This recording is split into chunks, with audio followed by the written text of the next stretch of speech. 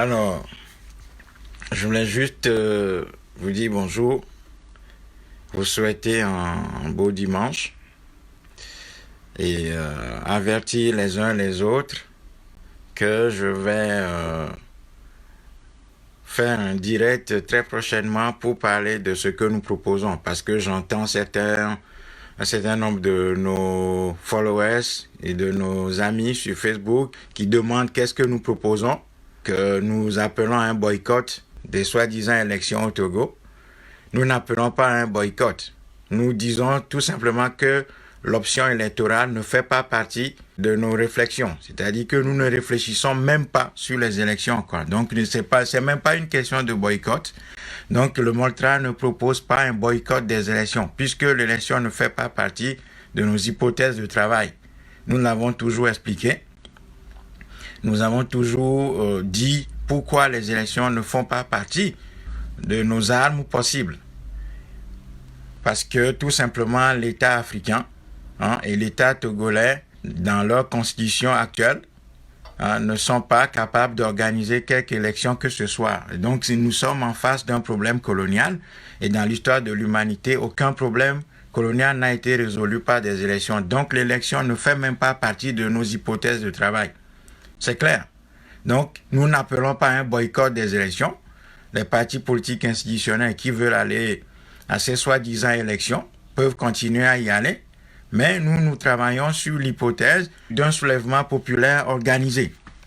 Voilà, il ne s'agit pas de faire sortir la population dans les rues pour les faire sortir, mais de bien organiser ces populations de sorte que ces populations puissent décider définitivement de régler le sort de ce pouvoir pour entamer la reconstruction du pays. Donc, l'élection ne fait pas partie de nos options. C'est pour cela que nous ne prônons pas un boycott. Nous prônons tout simplement une indifférence vis-à-vis de cette fausse solution qu'est la solution électorale. Et d'ailleurs, l'histoire nous a donné raison.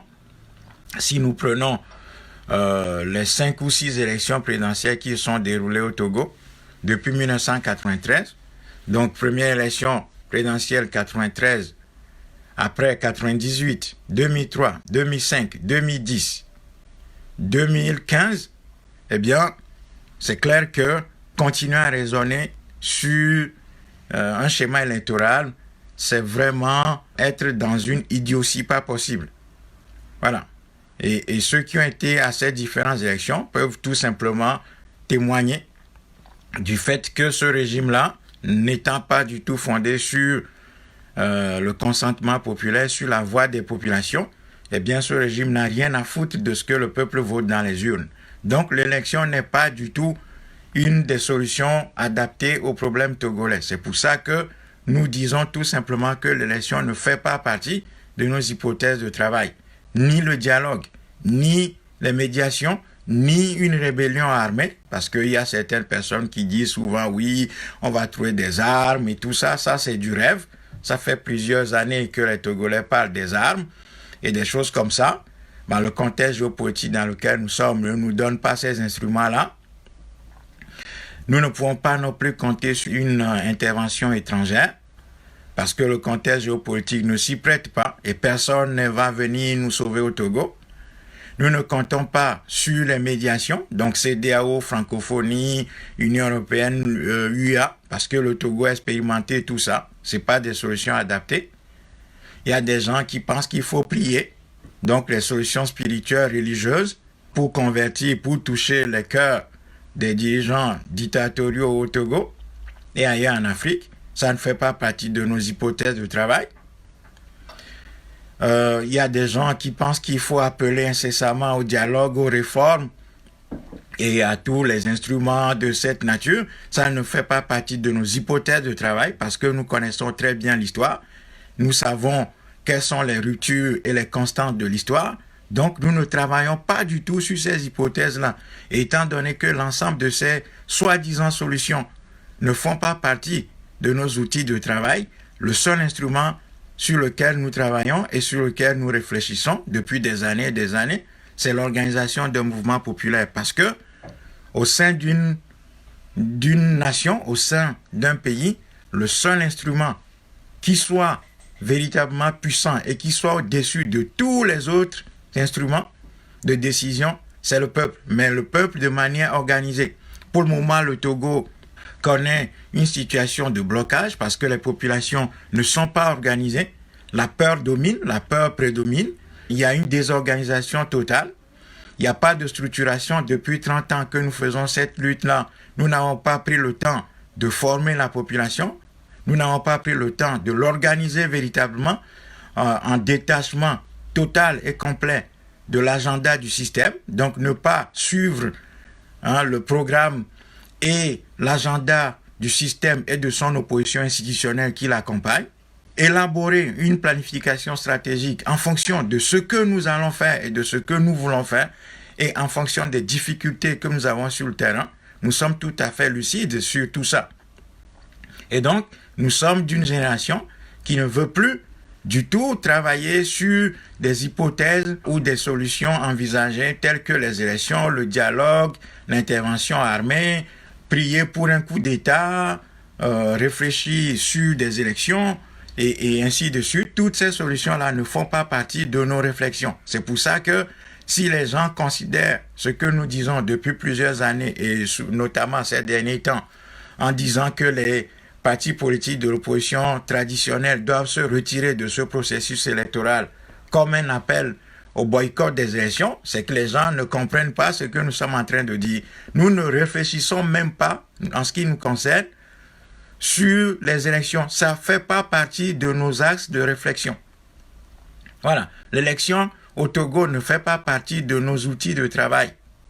Parce que ce régime a montré, l'expérience a montré qu'il ne va pas y avoir d'élection au Togo.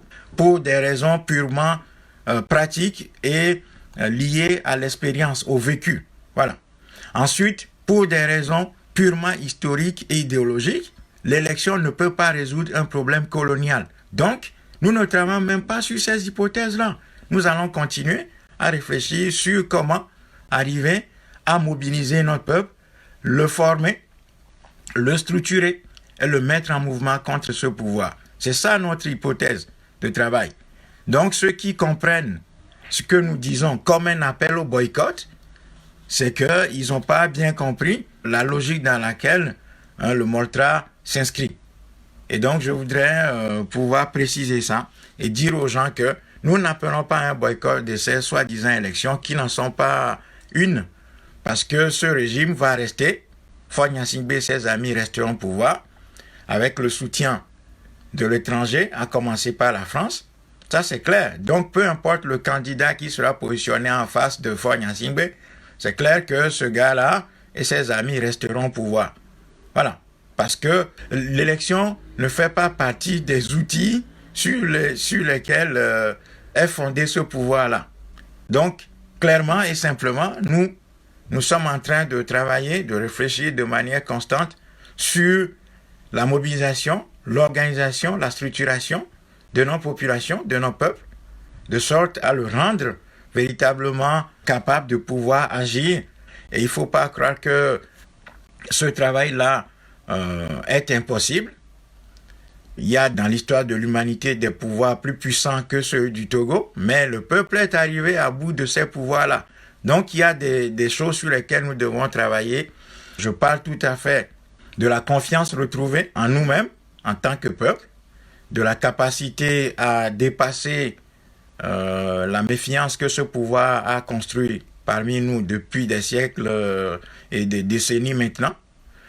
Ensuite, travailler à faire disparaître la peur entre nous dès lors que ces deux murs, donc le mur de la méfiance et le mur de la peur vont tomber et que nous travaillons véritablement sur l'organisation, la structuration et la planification de nos actions, eh bien, nous allons faire tomber ce pouvoir-là. Et ça, c'est ce que l'histoire nous indique. Donc, clairement et simplement, nous ne sommes pas en train de demander aux partis politiques de l'opposition traditionnelle ou institutionnelle de boycotter les élections. Nous disons que Faure Gnassingbé va rester au pouvoir et par conséquent, il ne sert à rien de conduire les populations, encore une fois, dans une impasse. Mais, en définitive, si les partis de l'opposition institutionnelle veulent aller à ces élections, libre à eux d'y aller. Voilà, c'est tout.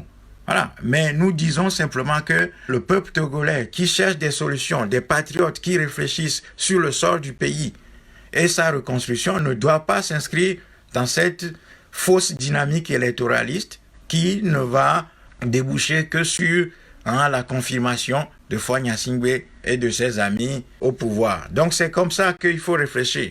Maintenant, si les partis de l'opposition institutionnelle veulent continuer sur cette fausse route, sur cette fausse piste électorale qui leur a montré de manière répétée sa fausseté, bon, qui continue. Mais le peuple togolais et tous les patriotes togolais doivent s'écarter de cette hypothèse-là parce que cette hypothèse électorale nous perd du temps, nous inscrit dans de faux débats et nous empêche véritablement de nous consacrer uniquement à la seule voie que l'histoire nous indique, à savoir la voie de la construction d'un véritable mouvement de libération de notre pays qui passe par la mobilisation, l'organisation, la formation et la structuration de notre peuple.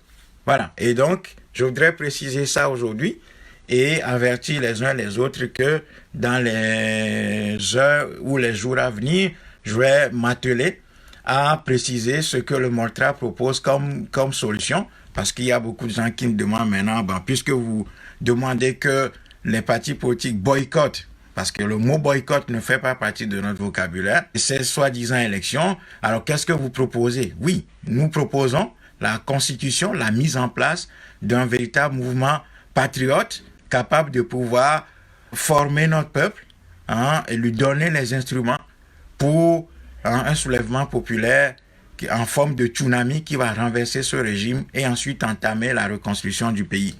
Et donc, c'est sur cette seule hypothèse que nous travaillons. Et cette hypothèse-là est confirmée par l'histoire. Voilà.